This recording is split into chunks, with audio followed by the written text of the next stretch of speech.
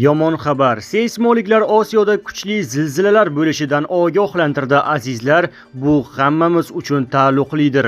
Videoni oxirigacha tomosha qiling.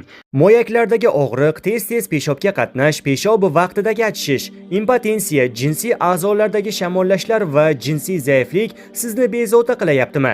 Siz qo'rqmang, bizda oddiy yechim bor. 100% tabiiy giyohlardan tayyorlangan vulkan dori vositasi sizni qisqa vaqt ichida davolaydi va o'zingizga bo'lgan ishonchingizni oshiradi. Hoziroq ekrandagi raqamlarga qo'ng'iroq qiling va bepul konsultatsiya oling.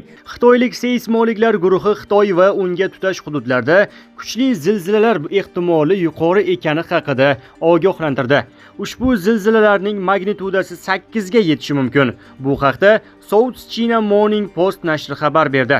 Nashrning yozishicha, tadqiqotlar Xitoy va qo'shni mintaqalarda 8 magnitudali zilzilalar xavfi ortganini ko'rsatmoqda. Dunyo Myanmadagi zilzila oqibatlaridan hali o'ziga kelmay turib, seysmologlar yangi falokatlar xavfi borasida ogohlantirmoqda.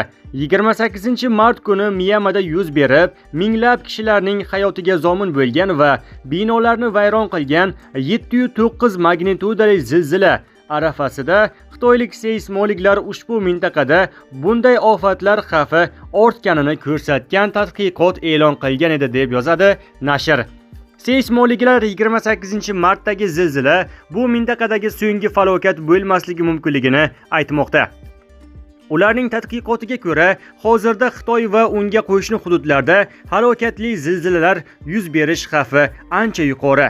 Qayd etilishicha, seysmologlar 1879-yildan to hozirgi kungacha bo'lgan davrni qamrab olgan seysmik ma'lumotlarni tahlil qilgan va Xitoy hamda unga yondosh mintaqada zilzila ehtimoli yuqori bo'lgan 6 asosiy davrni aniqlagan.